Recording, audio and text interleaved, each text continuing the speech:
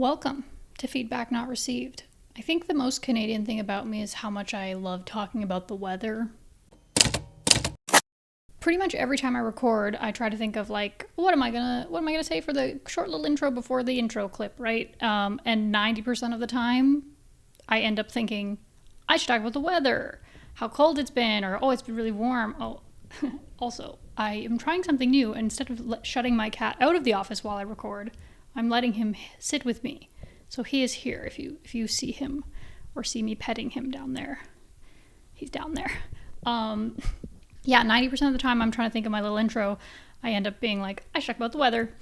And that's all well and good, but it gets a little boring. But that is like a complete Canadian stereotype. Like, we love to talk about the weather. We love to complain about the weather or like comment on it. And I know like some folks, I think this applies to anybody who lives in a place with like multiple like season changes, especially like the dramatic seasonal changes that we get where I live. So like I know like Midwestern Americans or like people in like New York or whatever would probably say the same thing. Like, oh yeah, we love to talk about the weather, but at the least for me, that's a total Canadian stereotype. Anyway, the weather's been great. It is finally sort of spring, which is nice. But yeah, I love to talk about the weather. You know, again, at least where I am, it's not just, we love to talk about the weather. It's like when it's really cold, when it's like minus 20, minus 30, we're going to complain about how cold it is. If there's no snow, we're going to complain that it's just like gray and not so nice out. When there's a lot of snow, we're going to complain that there's a lot of snow and that like we haven't had the roads cleared or anything like that, you know. I should fix the lighting. The cat's sitting on my lap. Oh well, the lighting's going to be bad today, I guess. So we're complaining in the winter. You better believe we're also going to complain in the summer when it's plus 30 degrees, then it's way too hot, right? And if there's a ton of rain, then it's humid and it's too rainy. And if it's only been sunny, oh my God, we're all baking, we're all dying. I think, and even in spring, I think maybe the only season that people don't consistently complain about is fall, because that's like nice, mild weather. The leaves are beautiful, all of that. But people complain in spring too, where it's like, fake spring, oh no, the weather's warming up, all this snow is melting, all this flooding, it's so muddy, it's so gross. Anyway, we love to talk about the weather, which actually, and I specifically love to talk about the weather when I don't know what to talk about. That is definitely a very neurodivergent trait of mine. I learned early on that talking about the weather is something that neurotypicals love. They love it when you talk about the weather. So you best believe if I don't know what I'm going to say, I'm going to talk about the weather so that I can be normal. I actually, I remember at some point, it was probably on TikTok, but I saw a creator who was like, well, here's a tip for all the neurodivergent people who don't understand how small talk works. Here are some topics like that you can talk about. One of them was the weather. One of them was like just commenting on the weather, which is true. And another one was like just say the day of the week. If someone asks you, how are you? Just say the day of the week that it is. And neurotypicals love that shit. I took that and put it in my toolbox, and oh my God, they were right. Okay, so like this is what I mean is like if you're like, morning, how are you? Like if was your coworker like, morning, how are you doing? I'm good. How they say? Coworker says, I'm good. How are you? You say, well, it's Monday, and they go, yeah, it is Monday. Well, it's Tuesday. Well, yeah, it's Tuesday. At least it's not Monday. It works for every day of the week. It's Thursday. Well, it's almost Friday. Well, it's Friday. Yep, it's Friday. It's almost the weekend. It's Wednesday. I know, middle of the week, Wednesday. It works. It works, and that's like a normal thing. I love that kind of thing. It's helpful. It's helpful for everybody. For us neurodivergent people, it makes our lives easier because someone needs to tell me the rules that I can follow. Someone needs to tell me. And it makes the lives of the neurotypical people that we must interact with on a day-to-day basis, makes their lives easier too, because then we know the rules. And my coworkers don't have to deal with me being like weirdly oversharing first thing in the morning on a Monday, which I might do. Although honestly, my coworkers are great. So anyway, yeah, small talk. So there's our small talk. I hope that makes you, if you're neurodivergent, then you feel better about yourself. And I hope if you're neurotypical, then the small talk we just made you feel more comfortable. And like, I'm not a weird person. Welcome back, folks. I am in a better mood today than I was last time I was recording. for no real apparent reason, except I had a lovely morning rotting on the couch. I was up pretty late last night, and I don't often sleep in. Particularly, I have the cat. He likes to get up when we are supposed to get up. And even then, I have to get up at the same time every day for work. So then on the weekends, my body is just like, oh, time to get up. And now the sun's rising earlier, all this stuff. I just don't tend to sleep in all that much. But today I did. I slept in a little bit. I slept in like an extra 2 hours and like longer than I normally would. I got up. I had my breakfast. I rotted on the couch for 4 hours. And now we're here. And I'm feeling good. Now, this actually brings me to one of the things I wanted to talk about this week, which was about me rotting on the couch. What was I doing when I was rotting on the couch? I think when one says I was rotting in bed, I was rotting on the couch, a lot of people would think, oh, you're scrolling on your phone and like maybe watching a show at the same time, which is true. But for me, it's a little bit different.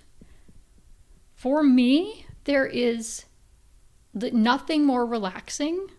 The absolute peak of relaxation for me is to put on a podcast, usually like a video podcast ideally, so I have something to look at and something to listen to, and then play some sort of game that is simple and repetitive. Okay? Criteria for that would be not so simple that it's mindless and boring, so like not like an idle clicker or something like that. Not too simple, too boring, doesn't occupy my brain enough. But it can't be so complex that it requires like real brain power to engage with, where like, well, at least I don't know if this happens to other people. This happens to me when I'm playing like a really difficult video game where like I tune out everything else around me. That's actually not just for video games. If I'm doing a difficult task, it's like I just like everything is silent. I can't hear anything or see anything else, right? So yes, can't be too simple, can't be too complex. Needs to be repetitive and fast, because I got to get that dopamine is the key. I have ADHD. ADHD brains have a dysfunction in the way that dopamine is distributed and received in our brains, right? So part of what makes ADHD people hyperactive is that our brains are constantly seeking external stimulation to fulfill the dopamine needs that we are missing, right? Quick little science lesson for you. One of the best ways for an ADHD brain to relax is to have a constant feed of dopamine. It's kind of counterintuitive. It's like why stimulant medications work for ADHD. It's just essentially, instead of it being like with non-ADHD people who have when you get a spike of dopamine, it's like, whoa, exciting, fun. My brain is like, yes, reward. That is the same for ADHD brains, except that because we're constantly in dopamine deficit, bringing us up to that like base level of dopamine that neurotypical people have ends up relaxing us, because our brains are not like constantly like, oh, I need the dopamine, I need the stimulation. So a game that has like a fast pace, repeatable sort of thing where I can get quick little hits of dopamine, not so much that it's like an exciting level, but enough that it raises me up to that like nice little base level, constant stream of dopamine, and my brain is just like happy, and I have the thing to listen to. I put on my big noise canceling headphones. I have something that I can look at the screen if the game is like loading, then I can look at anyway. It sounds like complete overstimulation, like brain rot, which is actually something else I'm going to talk about today. But for me, it's just the most relaxing, beautiful experience that I could possibly have. I love a podcast instead of like a show, particularly because it doesn't really matter if I miss out on part of what they're talking about on the podcast. Like I like those sort of just like chit chat podcasts or like video essays where it's like interesting when you are paying attention, but unlike a narrative television show where you're actually, or like a movie where you're going to miss out and then you're going to look and you're going to be like, oh, I don't know what's happening. A podcast or a video essay is like perfect. Just beautiful, relaxing experience for me. So that's what I was doing this morning when I was rotting on the couch. And one of the things I want to talk about today, what I was playing, the game I've been on, Balatro. Oh, hell yes. So actually I should say, the type of games that usually I would really enjoy would be like hidden object games. There's a series made by a studio whose name I can't remember, but they do hidden object games all featuring cats. So like Hidden Cats in Paris, or like Hidden Paws Mystery where they're on like an island or whatever. Those ones are great on my Switch. I love Hades for this as well. Not a hidden object game, but that roguelike, repetitive, fast pace of Hades. Although I did have to play Hades, like I actually paid attention to Hades when I was playing it through the first time. Now I play it just because I don't need to listen to any of the dialogue or anything. I just play the game. Hades is a good one. I'm trying to think. Oh, like any sort of like puzzle game, like little visual puzzles. There's another one called Dorf Romantic, which is like Carcassonne. Or no, it's like Settlers of Catan and Carcassonne. So it's a little village building game with little tiles. That's a great one. Usually these are on my Switch. And this time now it is Balatro. I started playing Balatro just this week, actually. Saw it recommended on a subreddit I am on for different games. This is not a new game at all. This is not breaking news. In fact, I think it came out actually over a year ago now. I actually remember hearing about it in I feel like some of the roundups of like best games of 2024. I remember hearing about Balatro, but I was like, I don't know. For whatever reason, I didn't even bother looking at it. I was like, I don't know, whatever. I didn't look at it. Yes, it's so good. For those unfamiliar, it's like a combination of solitaire and poker, I guess is the way they describe it, where it's a solo game. You're not playing against anyone and you're not betting money or anything like that. It's not a gambling game, but you're essentially playing solitaire. So you're playing hands of cards that score points. And then you have to score a certain number of points to pass each level. But the hands of cards you're playing are poker hands. So like a flush and a straight or like a full house, all of the typical poker hands. Oh, my cat is getting up. There he is. Sorry, folks. And there he goes. He's sitting on the floor now. I can fix the lighting now. Hold on. That is better. A little more even. A little less top-down shadow happening. Yes, so you score points by playing poker hands. And then the addition of the jokers are wild cards. And there's like 150 different jokers that all have different effects, which would be like, now hearts have a higher base score or add a multiplier to your score or whatever. And each of the poker hands has a different level of like points that it assigns you and whatever. It's all this kind of a deck building game because you are trying to build up a deck or like a set of 5 jokers with like the best bonuses for whatever thing you're doing. And then of course, as you progress through, the rounds get progressively more challenging in terms of like you have to score more points. Very, very fun, very repetitive, with that like added of like every run is different because you get different cards that do different things. Oh, it's great. And it's on my phone and I paid $12 for it. Best $12 I've ever fucking spent, I think. I think it would be good if I don't have a tablet. I think it would be good on a tablet too because it would be a little bit bigger because, sometimes I'm like, what is this card? Like, especially the different suits. Sometimes I have definitely run into that a few times where I've been like, oh, hell yeah, let me play this. And then I don't pay attention. And then I actually am not playing the cards I think I am. But that's probably my own fault, honestly. Anyway, it's on mobile and I am enjoying myself. So that's what I was doing this morning for like literally 4 hours. Listening to a podcast, watching a podcast on YouTube, and playing Balatro. I've only successfully completed it. So there you have eight antes, 8 rounds essentially. And I've only successfully completed all 8 antes twice so far. The only thing, it's so frustrating sometimes where you're like, you've got like really good synergy with some of your jokers and like the multipliers and you're like, yeah, and I've got this particular hand that will score me lots of points. And then, I mean, as with anything, there's that like random element of like the different challenges that you encounter. And then sometimes it's just like, oh, it's so painful when a run that's just like, oh yeah, such good synergy comes to a brutal end with one of the like big challenges. Oh man. But anyway, it's all part of the game and I am having fun. So for my ADHD girlies, Balatro, let me put you on that. The other thing is, I'm so happy that I could just pay for it and that I don't have to watch ads and stuff, because that's the other thing, right? It's like, I love like match 3 games or like I said, search and find or like little puzzle games, but so many mobile games are obviously free to play and then filled with ads, which is so annoying. And then like But there are certain games that aren't on the Switch that are only on mobile. I actually haven't checked if Balatro is on Switch. I should have, but it probably is. I think it's on Steam. It would be suited to, well, maybe it would be harder to play on Switch. Anyway, I have it on my phone. My Switch is actually behind me right there. I have my little limited edition Pokemon Let's Go Eevee and Pikachu Switch. This is a complete tangent. Welcome to my life. When I bought that Switch, I wanted a Switch for a really long time. I hate the colors of the base Switch. That red and blue, it's so like garish, and I don't like the way they go together. And then I think, like, there are obviously now more base colors, but like one of my friends, I think her Switch was like purple and orange, which is like slightly better, but I hate it. I hate all of the base colors of the Switch, and I hate that you can't just buy one Switch that has, like, I would buy a Switch if it had 2 purple controllers because I love purple. I've said before, it's my favorite color.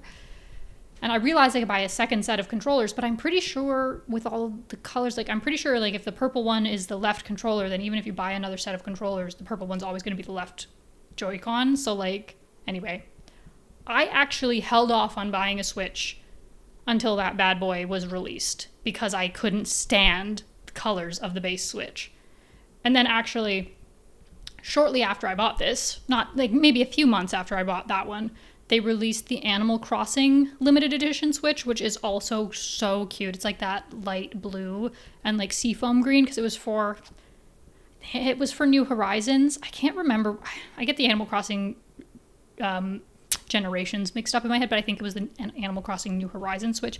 Oh, that one was so cute. And I was like, am I about to buy another Switch? But I didn't because I do not have a lot of money. Certainly not back then. But, oh, that's another one. I totally would have bought that. Anyway, I just think the base Switch is so ugly. I just think it's so ugly. So I was very happy with my Pokemon Let's Go Eevee and Let's Go Pikachu, and now it's back there. Anyway, I do play a lot of these games on the Switch, so like a lot of the search and find and things like that. But I was very glad that I have Balatro on my phone. My phone that I had to get a new one because I dropped my old one in the toilet, so at least this one has lots of memory space on it right now, although Love and Deep Space is taking up.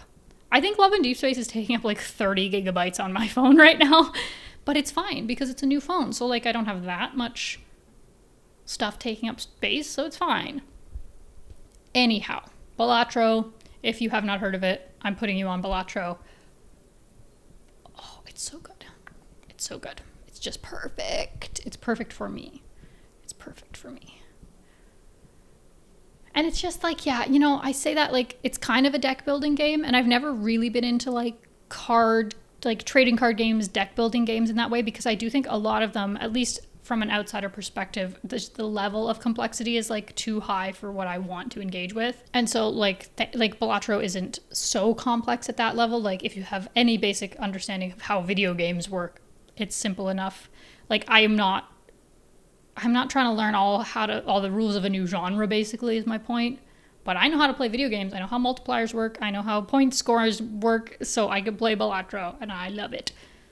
That was the other thing related to rotting on the couch, potentially being overstimulated by having a video and audio and playing a video game at the same time. Some people would call that brain rot. And this actually did come up this week. I saw a video on TikTok that was like, I think the caption was like millennial brain rot or whatever. And it was little short clips of all of the millennial meme videos from way back in the day, the early days of YouTube. So the one that I remember being on there was like Asdf Movie. If you haven't seen Asdf Movie, real good, real good. In fact, it might have entirely been clips of Asdf Movie, but that was the general gist of it, which was the videos that we millennials would have shared between ourselves when we were in like middle school of like, haha, look at this. Comparable to nowadays TikTok brain rot, which would be like, I guess, the like baby sensory videos, like the blueberries dancing and stuff. But this ignited in the comments a discussion that I now bring to you, which is, what is brain rot versus what is just a meme? Because if you ask me, like Asdf Movie is just a meme, essentially, or was just a meme, right? But now we're calling that brain rot. And now people are calling it like brain rot has become this sort of ubiquitous term that I think people are using to kind of mean meme, but I actually think it's different. And I think we need to talk about this. So first things first, I actually just had to look up the definition of brain rot so that we're all on the same page, because it is now like, it was named like term of the year or word of the year or something. So I'm looking at the Merriam-Webster dictionary. The Merriam-Webster dictionary defines brain rot as mindless digital content, the fixation on it, and harmful mental effects of it. Okay.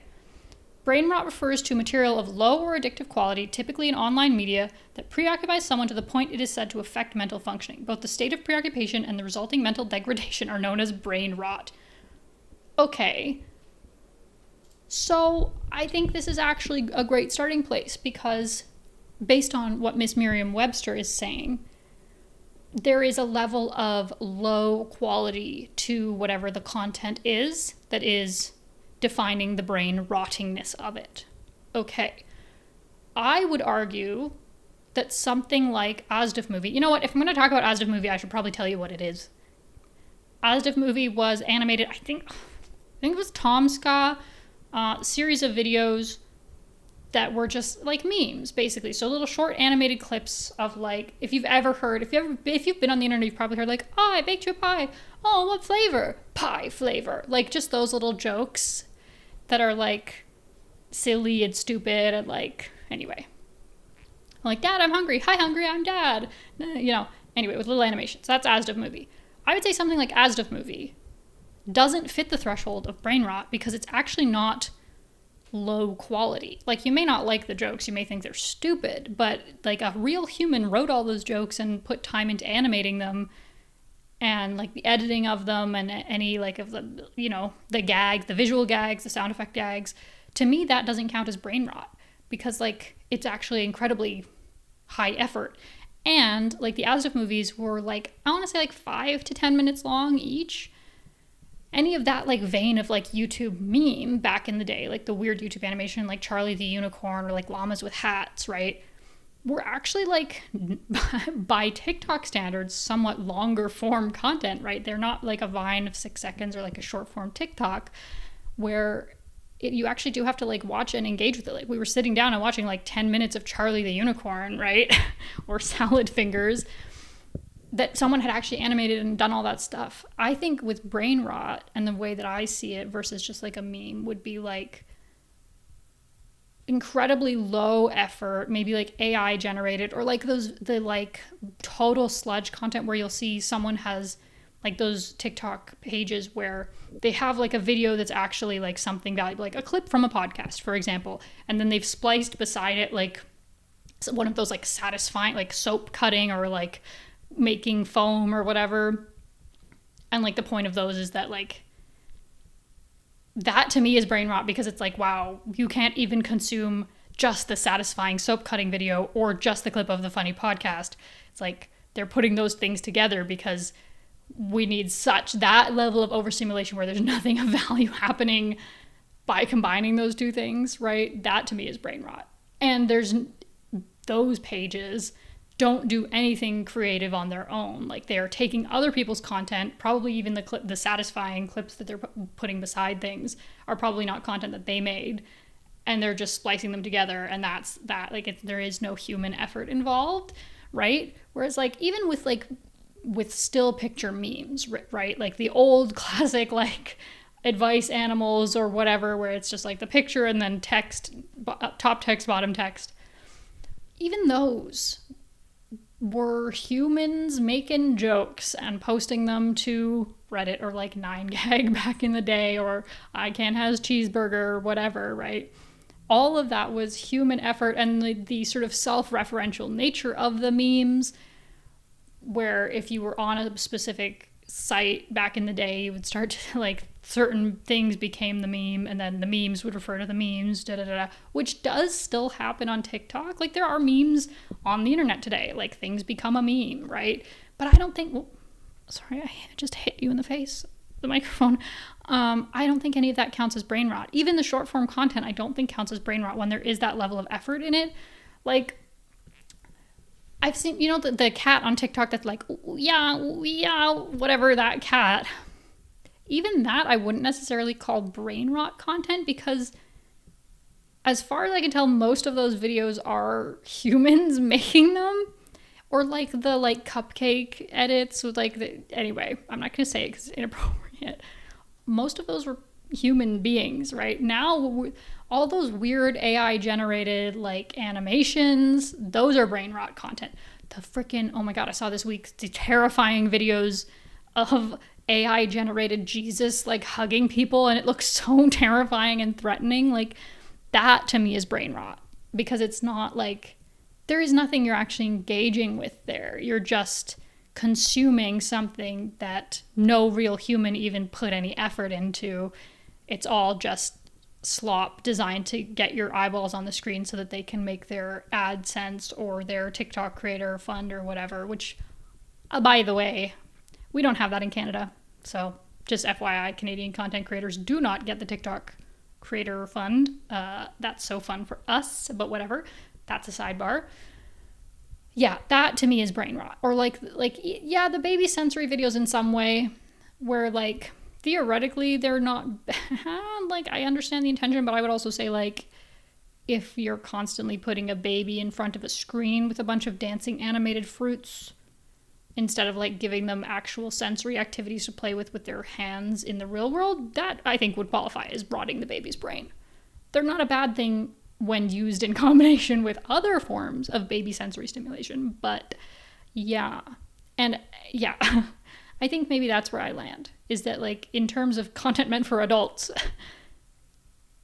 specifically AI generated stuff, I would say, or content that doesn't actually, that in which the creator of that content has not put any of their own effort into, content is just reused. I would even qualify like outrage farming sort of drama channels as brain rotting, because you're not actually like, even though there's a real person contributing to that, and it might even be long form content, but like, all that's doing, that is literally rotting your brain with just like rage, which we have seen happen to a lot of people over the past decade or so with online content creators. Yeah, that I would also qualify as brain rot, because at least with memes, I feel like it does, like, an actual meme requires you to engage with it on a certain level in order to be funny, right? Like, particularly like even self-referential memes, like the ooh cat is only funny if you actually know what it's referencing, and then people are making those videos because it's like, we're self-referential on the internet, right? It's all cyclical. So there is that element of it too. Like, you do actually have to use your brain to engage with a meme, to understand the joke, to understand why the meme is progressing the way that it is, to get the layers of the meme requires your brain, compared to brain rot content where you don't need to know any context, you don't need to question it. There is like, the punchline, if there is a punchline, is like so like base level that it's not even really like funny, you know? Yeah. Anyway, that's just my opinion. Brain rot versus meme. I think there is a difference. And I think calling something like As If Movie or like Charlie the Unicorn or whatever, calling it brain rot, I don't think so. I don't think they can be in the same league of classification, okay? If you ask me, but that's just my opinion. It's my opinion. That's a meme. So there. I don't think that my habit of watching a podcast and playing a game counts as brain rot either, specifically because I have ADHD and I'm doing what is best for me and my brain and how my brain works. So nobody's allowed to criticize me for that, because then you're criticizing me for my ADHD and you're not allowed to do that. That's a joke, by the way. But I don't think it qualifies as brain rotting, actually. I was rotting on the couch because I was sitting in my pajamas for like 4 hours not moving, which does count. That is rotting, but it's not brain rotting, because I'm actually using my brain.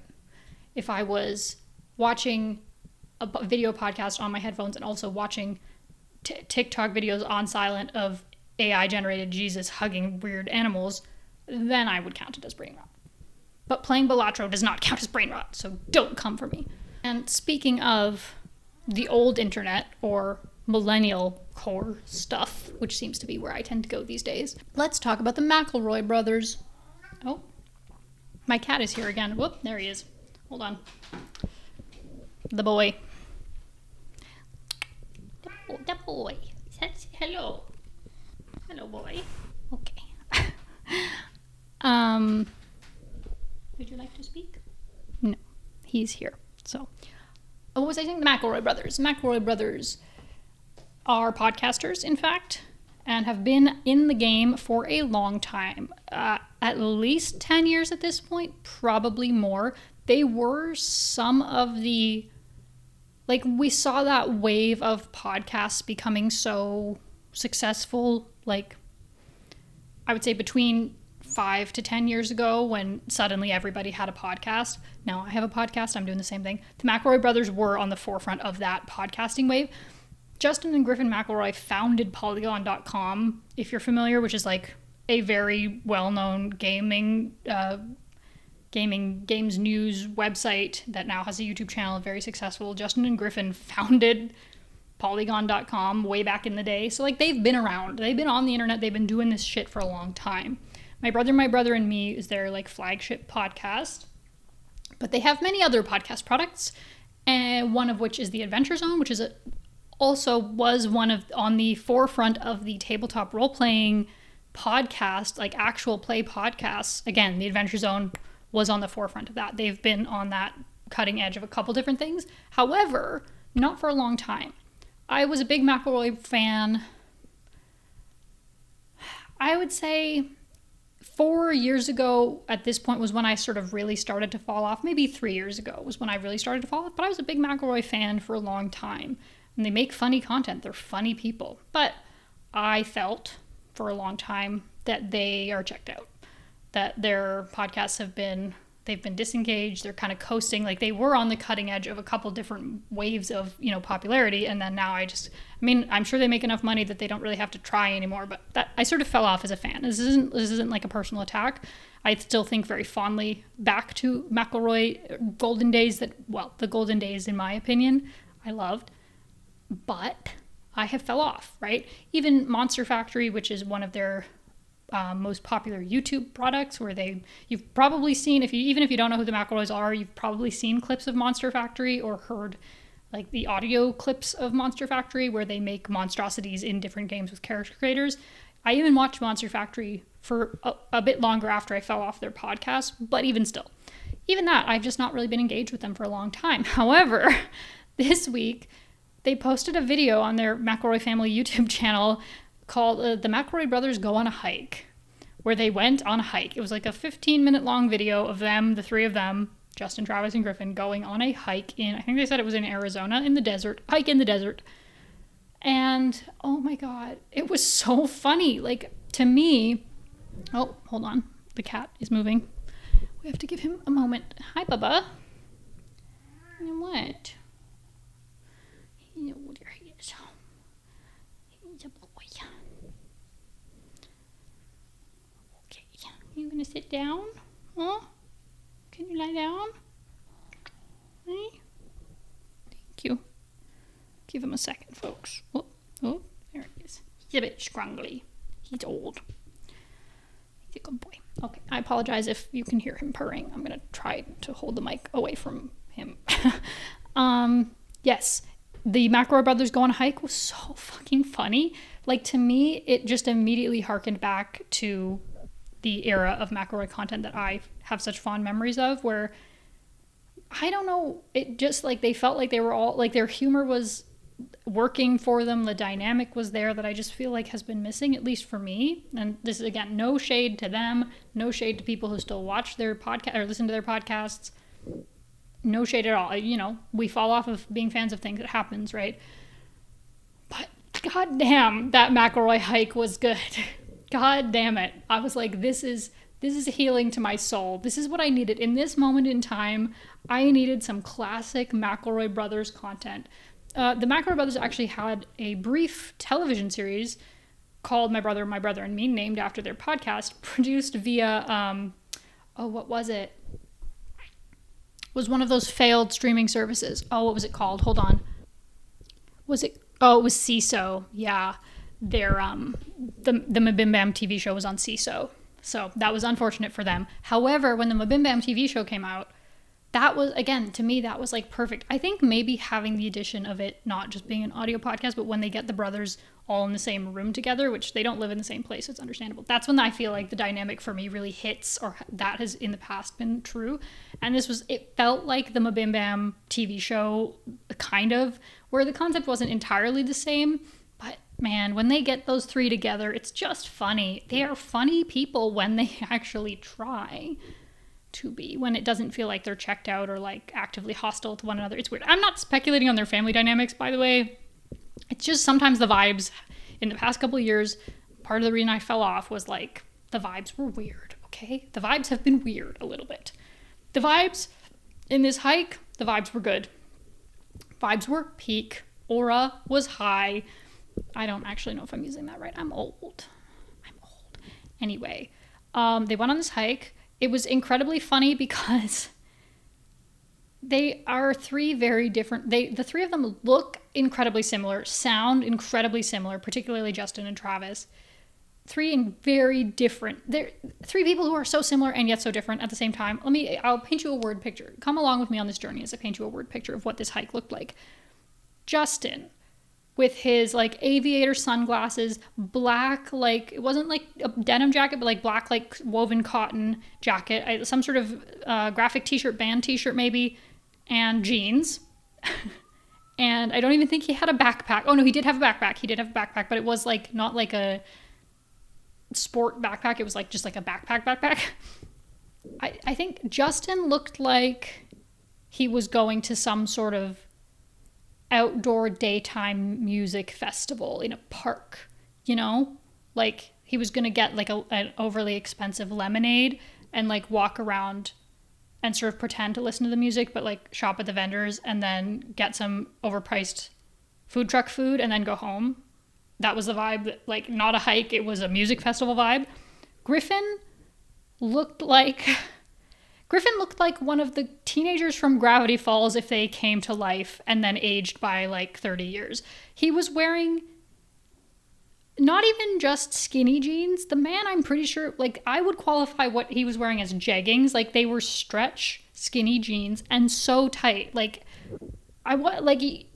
in like one of the videos, like he had his phone in his front pocket and you could fully see just like his entire phone in the front pocket of his jeans. That's how tight this man's skinny jeans were, and like a t-shirt. And Griffin was wearing a backpack, but it looked like a child backpack. It was like small. It looked more like a hiking backpack. Like it had the, chest buckle strap. It looked like a little bit, but it looked like a child's backpack. Okay, and Griffin had walking sticks, the little poles, the walking sticks also. So at least he gets points up on Justin for that, for being like a modicum of prepared. Oh, and Griffin also was wearing, I believe, a baseball cap, and Justin was not wearing a hat, okay? Travis actually looked like a man who was ready to go on a hike. In fact, Travis probably looked like he was ready to go on like a full day hike where you're like really hiking into the wilderness and then back out. Like he had the backpack, like a proper, backpack for hiking. He had a paracord. He had the hat that has like the fabric that covers the back of your neck. He had his sunglasses. He had the like under eye, like black, like football player, like black paint to like stop the sun from getting in your eyes. My man was ready. He was wearing his shorts. He had high socks and hiking boots. I don't think Griffin was wearing hiking boots. He was wearing like sneakers maybe. Travis had hiking boots, high socks, cargo shorts, a t-shirt, very respectable. He was prepared for a hike, right? And but he did not bring any walking sticks. Griffin had the walking sticks. Just like three incredibly different vibes from these men where I was like, and you're going hiking in the desert? Listen, I don't want to go on hikes in the first place. You could not pay me to hike in the desert. First of all, I guess, okay, this is another thing. Being not American, we have, like, there are a couple places in Canada that have sort of similar lands. Like, I'm mostly in the prairies, right? But we don't have deserts, really, in Canada, right? Like, most of the places, especially around where I am, like the hikes are forest hikes, right? You could not pay me to hike in the desert. why would you, like, it's beautiful. I understand it's a beautiful landscape. It really is. Like, I can appreciate the beauty of the desert. I'm never going to go hiking in fucking Arizona. I think, look at me. I would die immediately of heat stroke. I am built for gloomy 15-degree weather with rain. I am not built for sun or dry heat, okay? You could not pay me to go hiking in the desert. But the McElroy brothers did. The other thing is, these men are not outside men. They are very much not outside men. They are inside men. These men have made their living sitting in their own homes, recording a podcast, or running a website, or recording YouTube videos. These are, and they do go on tour. Like, I'm not saying that they're shut-ins or that they don't leave their houses. I'm just saying they have not built their careers on being outdoorsmen, right? They have built their careers on being indoorsmen, okay? I do it for the bit. Honestly, I completely would believe that each of them made the choices that they did for the bit. Like, I don't think any of them were actually being serious, because that's the other thing, is they are actually genuinely very funny. But, like, why were the McElroy brothers hiking in the Arizona desert? They don't belong there. That is not their natural habitat. No. And listen, as prepared as they may or may not have been to go hiking in the desert, I do not believe for 1 millisecond that any of those men wore sunscreen. And they are white men. Those are white men. And all I could see, like, at least Travis had his hat, like, covering his, like, back of his neck, and he had, shaded on his face, and at least Griffin was wearing a hat. I was just watching them I was like, oh, they are going to get sunburned. Those men are going to get sunburned. I don't think they wore sunscreen. Anyway, it was incredibly funny. Like, I actually laughed, not just like actually laughed several times while I was watching that video. And I was like, yes, I needed this millennial core fucking McElroy content. Does that mean I'm back on the full blown back on the McElroy train? No, not necessarily. But if they put out more stuff like that, like, it's just such a particular vibe of, like, they have their dynamic down pat. They know what they know what works, right? And it's just funny. They're just funny. They're just funny guys. When it hits, it hits, Anyway, any former McElroy fans, I highly encourage you to go watch that hike. It healed something in me. For sure. I'm never going to go hiking in the desert, though. Fuck no. Absolutely fucking not. I was like, yeah, I say, like, I would die immediately of heat stroke. I was like, these are men who are also not built for outdoor desert climbs. And I'm saying climbs as in climate, not climbs as in climbing. They weren't climbing. I meant, anyway, desert climates for you illiterate people out there. No, I'm just kidding. Yeah, I was moderately concerned for their well-being, but also, like, whatever. They're adults. Obviously, like, again, oh my God. I feel like I have to keep qualifying. Obviously, I'm not actually concerned about the well-being of 3 adult men who have chosen to do something for content. Whatever, it's up to them. But from a level of, I am a pale, fragile, indoor person to a group of pale, fragile, indoor people, yes, moderate level of concern. Anyhow. What else is on the list? Oh, folks, we are burning through our time. Like, last week was genuinely, I was like, how am I going to fill 45 minutes to an hour? That episode did end up being, like, almost an hour long, which is good. But we're flying through things today. My goodness. Hold on. Oh, yeah. Okay, so last week, one thing I said is I had written to myself, one of my notes for myself last week was TikTok videos with weird sound. And I did not know what that meant. But I was literally lying in bed falling asleep a couple nights ago, and I was like, oh my God, I remember what I meant. So I wrote it down in a way that I actually would remember what I was talking about, and I am back with an update on what I meant, what past me meant when I wrote down TikTok videos with weird sound. What I was talking about was clips of movies and TV shows that get posted on TikTok. Very common. There are lots of TikTok pages that just, like, their entire thing is just uploading, like, literally an entire TV series or, like, multiple entire movies just in, like, 30-second long clips. And talk about brain rot. To me, that is actually, I do love that content. I've never watched Yellowstone. I've seen a significant chunk of Yellowstone just via 30-second TikTok clips. I've seen a significant chunk of Severance just via 30-second TikTok clips. I've seen Westworld, a lot of Westworld. That I would classify that as brain rot content, and I'm not judging it because I do kind of enjoy it, where I'm like, ooh, let me watch I'm not going to go watch the show, but let me watch 5 TikTok clips of the show. Anyway, those videos, what has been happening more and more recently is that you'll see them with either they're mirroring the clip or flipping the mirror of the clip back and forth, or they'll overlay some sort of like visual distortion, like a line moving through the clip or something like that. And they're doing that to avoid getting auto copyright stricken, taken down by copyright filters. They're trying to fool the copyright filters by it's like, oh no, it's not just the clip. See, it's like visually distorted. So the automatic filters can't detect it as easily. And now what I've noticed more recently, more and more, is that not only do these clips have some sort of weird visual distortion, a lot of them will have some sort of audio in the background behind the audio of the TV show or the movie. That what I've seen is like just sort of counting, just like kind of a monotone voice, just like counting behind the audio, or just occasionally like a robotic or monotone voice just going, oh my God, or narration that sounds similar to what you would hear if you had like descriptive or like described video, where it's like blah blah blah, the person walks across the screen, or like the man does this, like just at weird intervals.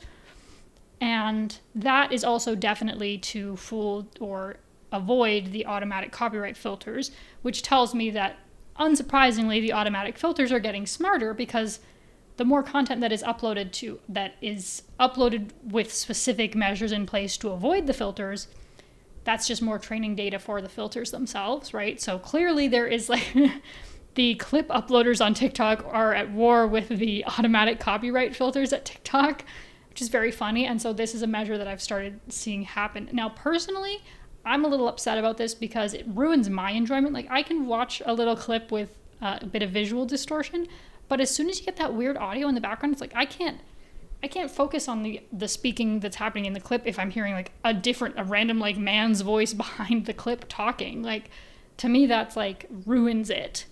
Like, come on, guys, we can do better. We can do better. Our illegal TikTok clip uploaders must do better.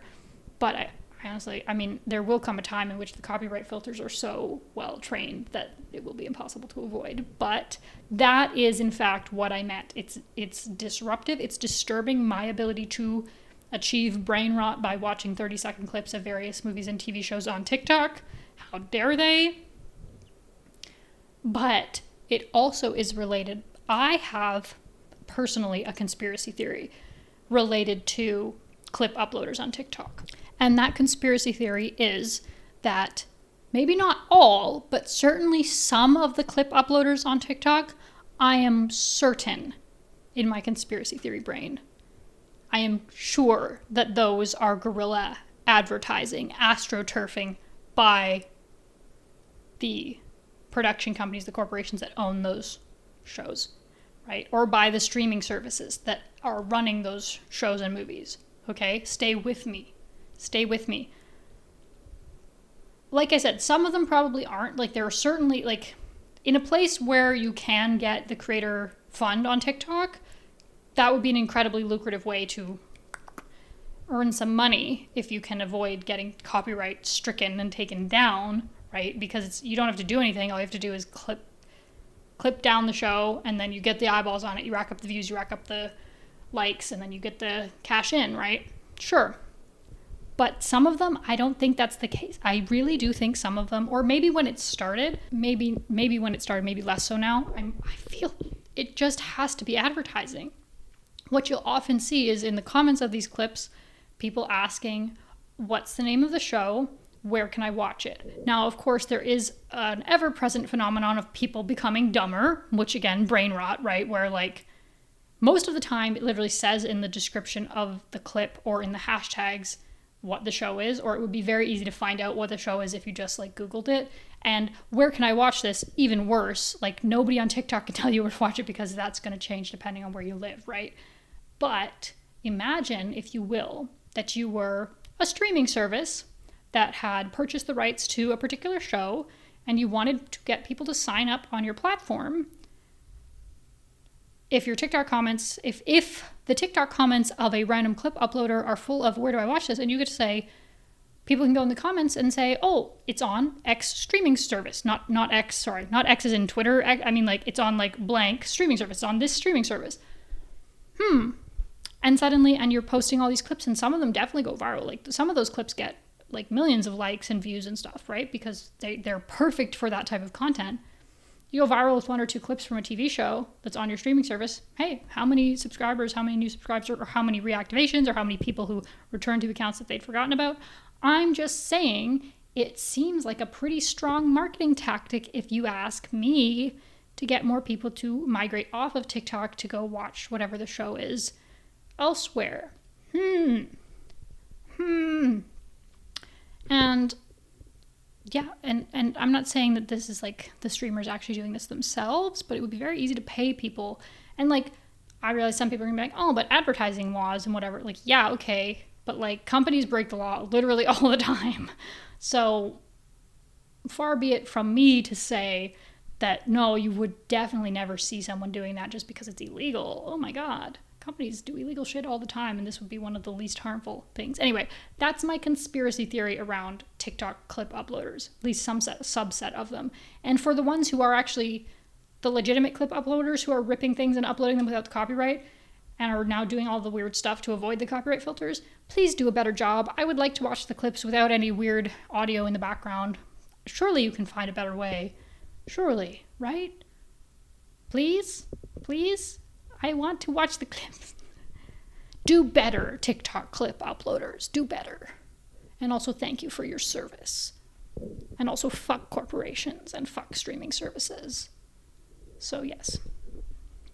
And now we know what past me meant with my cryptic little note. Another TikTok related thing. What the hell is Lemon8? Can we talk about this? Because I don't know when this started happening for everybody else, but for me, I've started getting notifications on my personal TikTok of like, oh, so-and-so requested to follow you on Lemon8, like lemon and then the number 8. And I was like, what now? Who is what and where and why? And so I Googled it, and Lemon8 seemingly is like, it's another social media that TikTok is trying to launch, maybe similar to like Pinterest or like Xiaohongshu. I'm still unclear, and it seems like maybe for the past 6 months or so this has been happening, where like if you create, like Lemon8 and TikTok are somehow interlinked, where if you create a Lemon8 account, then you'll just like automatically follow all of the people who you follow on TikTok if they have a Lemon8 account. And then for those of us who do not have a Lemon8 account, we're getting these notifications where if I were to now go and create a Lemon8 account, all these people who had requested to follow me now like would be my followers on Lemon8 because they've requested to follow me because I don't have an account. But they didn't even request to follow me. It's just that the automatic system of Lemon8 and TikTok being interlinked was like, here are all the people you follow on TikTok, now you're going to follow them on Lemon8 too.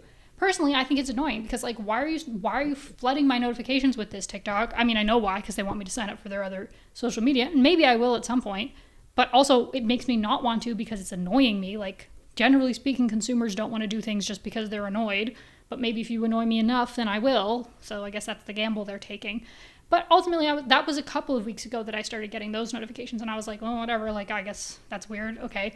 But then now I'm literally starting to see, like, promoted content on TikTok that will be like whatever video. And then it's like, see more on Lemon8. Where, like, if you want to like continue watching that video or whatever, see more by going to Lemon8. So they're really now starting, at least on from what I'm seeing, starting to push to Lemon8. And yeah, it's annoying me and I don't want it. Please leave me alone. But also for anyone who has signed up for Lemon8, I'm curious what the experience is like. I mean, because like I say, I'm like, oh no, it's annoying me, but I might sign up for it if it's actually like good. But like, what is it even? It's like this is the thing, is like, it's not even like TikTok was like, oh, here's our new app, Lemon8. Here's a preview of what it looks like. They were just like, people are following you on Lemon8. Do you want an account? And I'm like, well, hold on now. Back up a little bit. What the hell is going on? Can you, a crumb of context, please? Mr. TikTok? Mr. Talk? Please? Any context? Context? No, you don't get context. I had to Google it. I had to do what we all do, which was I Googled people request to follow on Lemonade and then add Reddit at the end, because if I just Google it without Reddit at the end, I'm going to get a bunch of slop content. But Reddit did have the answer for me, which was that it's this new social media. Anyway, I don't know. Is it good? Somebody tell me, please. But also I'm annoyed because, like, what? I don't like it. I don't like the monopolization. I don't like how Meta owns everything. And anyway, I think they should be separate platforms. However, it's actually very funny. I say that, like, I would like separate social media platforms. One of, like, the appeals of olden days sort of social media was like Facebook was for connecting with your friends and family and sharing photos with people that you know. Twitter was for shouting into the void in short form written content. Instagram was for sharing photos, specifically photos. And Vine was for short form video content. Like, they were very delineated and separate. And now every social media, like, we saw this with, like, Vine into Musical.ly into TikTok, and then we saw YouTube Shorts, we saw Instagram Reels, we saw Facebook pushing for short form video content, right? Where all this melding into one big old pot. And I don't like it, and I would rather use different social medias for different, like, purposes. The funny thing is, though, as someone who is, well, some might say I'm chronically online, but I only use 2 social media platforms. I guess 3 technically. If you count YouTube as a social media, then that counts as 3. I don't know if I count YouTube as social media particularly, because it's pretty different, but I use TikTok and I use Reddit, and that's it. Like, I have other accounts, obviously. Like, I have a Facebook account, I have an Instagram account, but I haven't used them in, honestly, probably close to a decade at this point, if not longer. I used to have a Twitter account. Obviously, I'm not using that fucking garbage pile anymore. And I haven't migrated over to, like, Blue Sky or Mastodon or any of the other alternatives that have sprung up. So somehow I am both chronically online and also, like, not. Like, my family will be like, oh, did you see so-and-so, like, did you see this thing on, like, Instagram or blah, blah, blah? And I'm like, no, I didn't. Because I don't use it. Because, like, I don't know. My social media usage habits, I think, are maybe I'm a weird person in terms of how I use social media. Generally speaking, I'm a lurker primarily. Where, like, this is new for me. Actively posting things to social media. Most of the time, I don't even comment. I barely like stuff. I'm just reading, I'm lurking, and I'm stalking, and that's 90% of what I do, only on Reddit and TikTok. But now here we are, and here I am. But yeah, I think maybe I'm a weirdo in terms of how I use social media. Anyway, tell me if Lemonade's good, I guess. But yeah, eventually there will be something new. Eventually TikTok will die. Reddit might, but Reddit still holds a pretty specific niche, so anyway, we need a pretty solid alternative. But eventually I will have to get off my ass, proverbially, and sign up for a new social media, but I just don't feel like it right now, so I need to live vicariously through other people telling me what it's like. Anyhow, man, I had a lot of other things written down to talk about this week, but that's pretty solidly my time, folks. My producers are telling me we're running. I don't have producers. That's a joke. I am arbitrarily deciding that now is the time that I'm going to end this show because I'm the producer. Ho, ho, ho. Wow, put that on my resume.